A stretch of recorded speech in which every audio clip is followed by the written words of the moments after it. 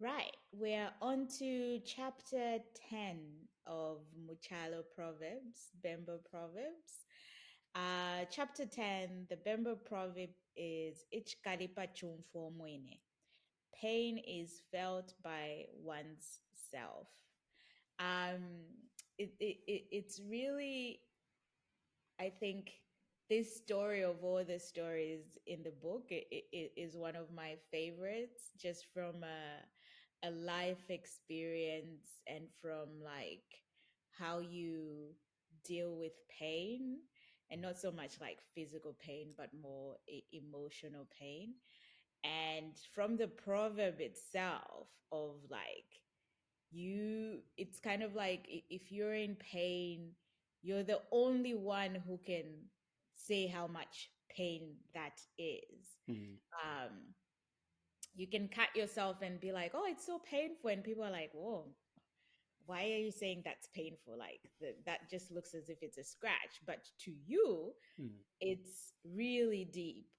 And if we think about even like, emotional pain or those types of things, people can start telling you, oh, get over it, this is in the past. But you're the only one who feels all of that energy, all of that pain, and nobody else can feel that pain. So, Mm. one of my favorite stories, but it also from the Proverbs perspective, it interests me because it kind of just um it goes against like what is it like maybe empathy, or you can feel what somebody's feeling, you can be able to walk in somebody's shoes. It actually Yeah. goes against that. It says you can't, right? Because whoever is feeling that, they're feeling it, and no matter how much you try, even if you were to have the same experience, da da da, you could not feel what they were Mm. feeling. Mm. It's only the person who's feeling it that would feel that. I'm curious for you. What have you found? Are there things that you just feel as if nobody else can actually get this experience or get this? Maybe we talk about pain in the story, but it doesn't have to be pain. Like something where you're just like, this is just an individual thing. Yeah, no, it's I think pain is a very, very good example. And when you touched on it, like I was reminded of how like in hospitals, right? They they can't tell how much pain you're in. So the best they can do is give you a scale and tell Mm, you to rate it. Just tell us how much is it in this range, right? So we can know what to do about it. So, but that it goes back to what you're saying. It's a very subjective experience. It's very private. Like you can't you can't know another's pain. I don't mm, think you can. I don't believe you can. I wrote like this three-part article about the what I call the village of the Mies, mm. and it feels like one of those Mies. Like you said, we say it's for the self, right? Like, and I Yeah. like to hyphenate the our hyphen selves, and uh, that's because the self in itself is another entity, and it's like it has a multiplicity to it, and it always Mm, brings. It's kind of like your environment and the situations we go through, they shape an instance of a self, and yeah. then we have many of those, right? Like depending, that's why you're able to sort of like just switch situation, like go from work, become this, do this role, do that role, because you're kind of like becoming a different person temporarily. Mm, But coming back to the pain, it's like the pain in a similar way is it's an inner experience that only you will understand, because it's only in a language that you will understand. Like I think it's more like an experiential kind of language. It's like I could try to put it in, like decode it, but I can't, and that's why I guess like people with whom we have shared experiences, Yeah. we we can we feel better understood by them, and we feel more, you'd say, relaxed around them because we know we Exactly. understand at a certain experiential level that we cannot even Mm, articulate. Yeah. yeah, yeah. And it really taps into the, I guess all of us as individuals have our own mechanisms. Um, but I always also wonder, like, how do you best support, for example, your family, your friend, or somebody who's close to you, who's going through something or something painful, because you want to be there for them, you want to understand them, but you also don't want them to be in this state for forever Yeah. type of thing. Yeah. And we're like, oh, I understand, I know how you feel, and do you really? Yeah. No, you don't. You're not going to. But I think, like, for me, the more life experience I acquire, the Mm, better, the more patience and appreciation I get for these kinds of things, because like you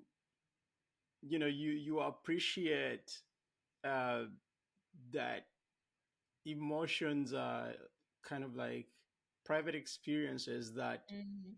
the best you can really do is allow the person to go through it. And if you can support them through it by maybe being there for them, or just holding the space for them to Yeah. complete that experience, then maybe they will get released by the experience, if you can describe it that way. Mm, Otherwise, like, like where I grew up from, you know you have a lot of stopping of those experiences. Like, why are you sad? Stop it, you're not allowed to be sad yeah, right now. And yeah, then yeah. that piles up and then becomes some trauma later. It's like, oh my god, I'm about to be sad, should not be sad, I'm not allowed to be sad, this is being sad is not right. It's like, why is it not right? It's like, well, Mm, from a very young age I was not allowed to, and I was told it's wrong, so it's wrong, I don't do it. And you go like, oh, yeah. okay. But then that has its own side effects. Yeah. And also, I think the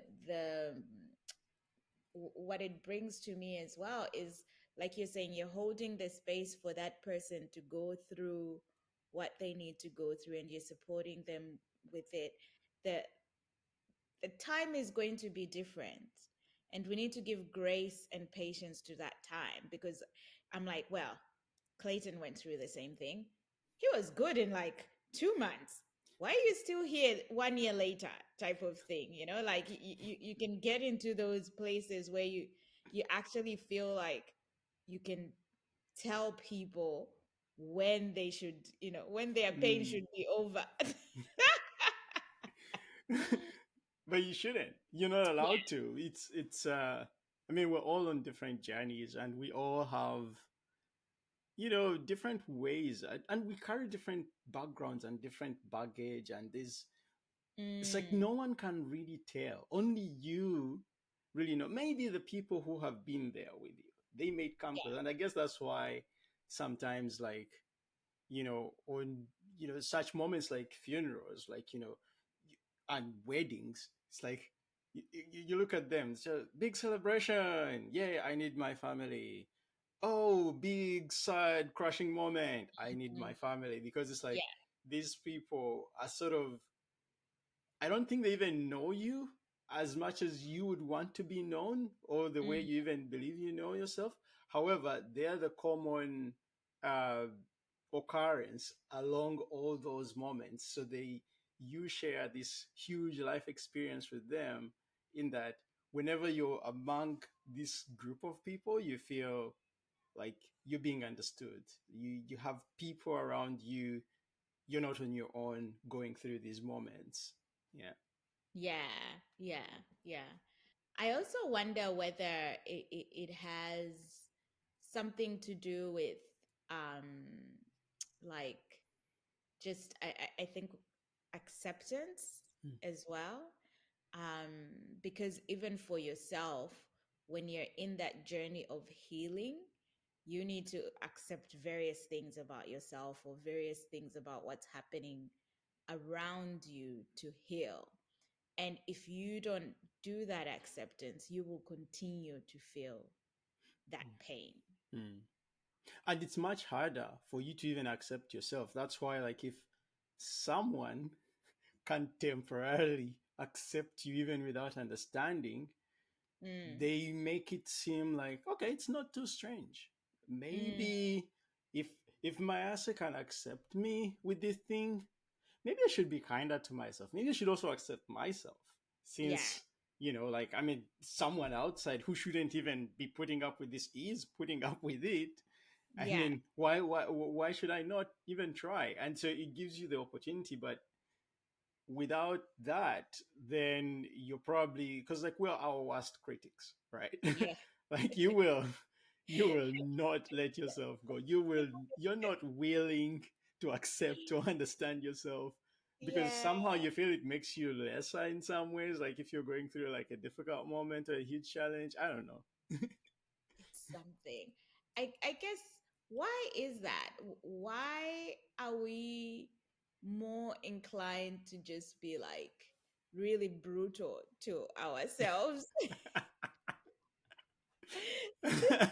It must be a survival thing.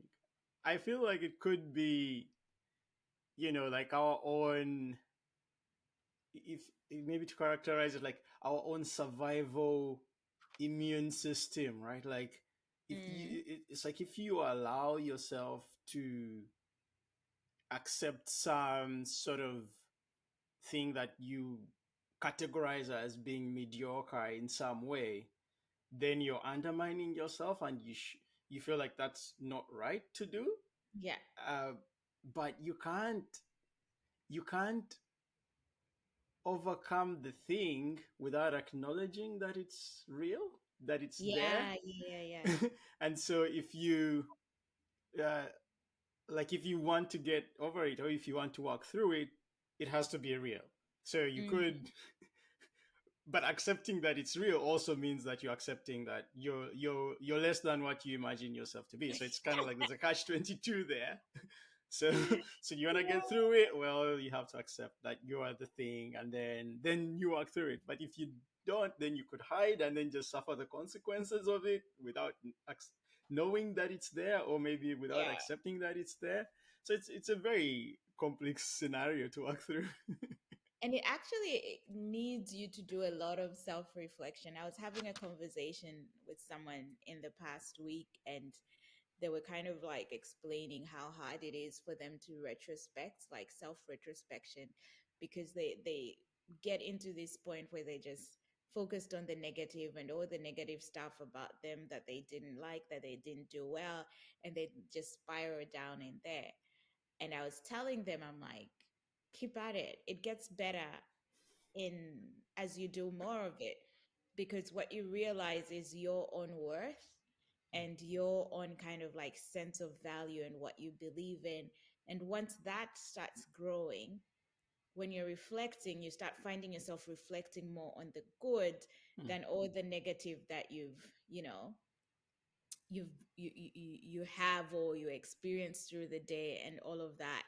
And I think even with, like trying to dig deep, every time you try to dig deep, maybe you're like, I find that I'm the cause of this pain. Yep. Yep. And that's gonna sting, right? Like that's gonna sting. That's gonna hurt if you're like, I'm hurting and it's because of me and my decisions and the choices that I have made, not because of someone else. That's Mhm. what you have found. Then you start feeling down even more on yourself. How Yeah. could I do this to myself? Da, da, da. But I think it's important work to do, Yeah. because it's also then your way to learn of like, okay, I get it. But more grace to me, because I'm also full of failures, and failures are okay. I'm also full of making silly decisions, and that's also okay. It's part of life. You can't make every decision right. No, you can't get all the decisions right. Well, it's a good goal. Like you can Yeah. work towards trying to, but like we say, humans are not perfect. Yeah, good luck to Hmm. you. So Especially you. yeah, so I think like we should also like I guess like that's why in the West, like therapy is a whole big thing because Mm. it's like, look, you can't you've struggled to have like family around you, those relationships are broken and not worked out to last a long time. Okay, you're struggling to make friends. Okay, he's a friend you can hire, right? And they're gonna come on a subsidized government fee, right? Like from the taxes. If you're only in a certain tax bracket, otherwise you're paying for it out of your own pocket. Yeah, yeah. So, there's a friend for hire if you can't make one or have one. And I think, thinking about like where we come from, that's why we find it a bit weird, like this whole therapy situation. Like, what do you mean? So that's supposed to be like a very close relationship. Someone I know, someone, you know, they need a lot of cultural vetting before we Yeah. can be allowed, they can be allowed to have such power. Uh, but I think at the end of the day, it's all about just having company and just having Mhm. someone to walk with through that whole, self-reflective, critis- critical moment where you're deeply, deeply not accepting yourself. Yeah, Yeah, agree. I like that. cool. I like that as as an ending for chapter 10. That's a good one.